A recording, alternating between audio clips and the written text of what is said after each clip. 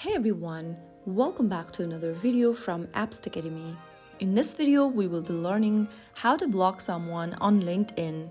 To block someone on LinkedIn, first of all, launch the LinkedIn app open on your mobile device, or you may also go to LinkedIn website on a web browser.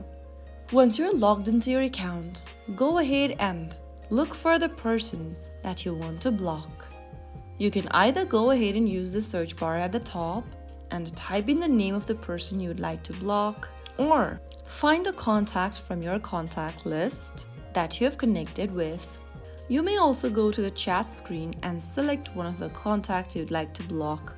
After you find the contact you'd like to block or open up their conversation, go ahead and tap the three dots at the top right, or if you've visited their profile, you can simply tap the three dots right under their profile name, which will pop you open several options from where you can tap on report or block. Now, choose an action from the list. You will be given the option to either report or block. To block the contact, tap on block option. Confirm the block by tapping on block again. Soon after you do that, you will then be able to block the person. The person will no longer be able to see your profile, send you messages, or interact with your content. You will also be unable to interact with their content, and that's it.